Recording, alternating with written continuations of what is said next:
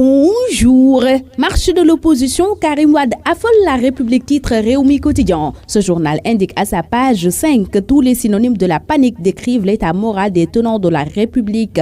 L'implication depuis le Qatar du fils de Wade pour la marche du 14 rend effervescents ses anciens bourreaux. Il revient en effet à Réumi Quotidien que Karim Wade a passé plus de 3 heures de communication avec Gakou Idi et Oumar Sarr. Réumi Quotidien donne les détails de ce long entretien à sa page 5. À cette même page de Réumi Quotidien, Wattu Sénégal jure de marcher demain contre vents et marées. Les responsables de cette coalition sont convoqués aujourd'hui par le préfet, fait savoir Réumi Quotidien. Dans le quotidien populaire, l'opposition enfonce le clou dans l'affaire Petro-Tim. Timis ne maîtrise pas ce dossier, il y a trop de contre-vérité dans ce qu'il dit, indiquent les responsables de l'opposition dans ce journal où ils promettent également, je cite, « La semaine prochaine, nous allons déposer notre plainte. En poursuivant notre action judiciaire, tous les parties prenantes vont sortir du bois. » Fin de citation. La guerre du Timis fait rage, voit par conséquent l'Observateur, où le front de l'opposition maintient sa marche et accuse de nouveau Aliou Sall, Elhadji Kassé de la cellule communication de la présidence de la République, soutient dans ce journal que le président ne prendra jamais part à ce concert de mauvaise foi. Mais l'opposition ne se courbe pas à Timis, selon le quotidien qui rapporte la contre-attaque de Wattu Sénégal. Et dans l'As quotidien, c'est la classe politique, particulièrement l'opposition, qui est invitée à épargner le Sénégal de la malédiction du pétrole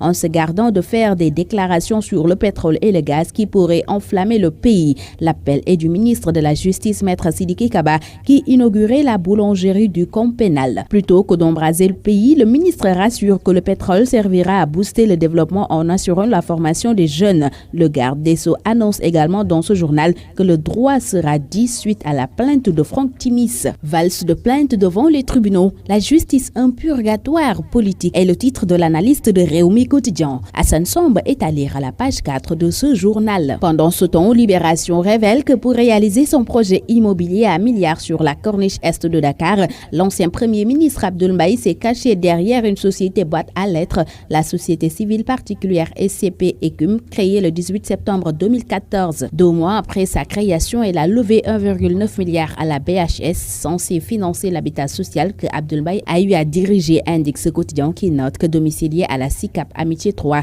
SCP Ekums est doté d'un capital de 1 million de francs CFA. Walf Quotidien nous conduit au pavillon spécial de l'hôpital Le Dantec. Des détenus paralysés, d'autres dans le coma, informe à sa une ce journal qui indique qu'ils ont été blessés à la tête, à l'œil ou au rein. Saliou Bey, mineur de 17 ans, a été touché au thorax. Selon Walf Quotidien, où Sidiki Kaba sur la mort d'Ibrahima Fall déclare « La balle de 9 mm est passée du front à la nuque ». Retour dans Réumi Quotidien qui nous fait part encore d'un cas de profanation de tombe au cimetière de Pikine. Le retour des profanateurs barre sa une enquête. Ce journal informe qu'un corps a été déterré et abandonné à côté de sa tombe et qu'un des fossoyeurs est placé en garde à vue. Sud Quotidien propose un dossier sur l'éducation et titre « Les plaies d'un système à genoux ». Dans plusieurs quotidiens, Baye Oumar Niasse raconte son calvaire à Everton. Dans Réumi Quotidien version sport, il revient largement sur sa radicale mise à l'écart. Stade, le quotidien du sport, s'intéresse au 10e attaquant le plus déroutant de l'Europe. Sadio Mané, un dribbleur fou, s'exclame ce journal. Dans le quotidien des arènes sénégalaises Sunulombe, l'acte de camp sur 75 millions de francs CFA.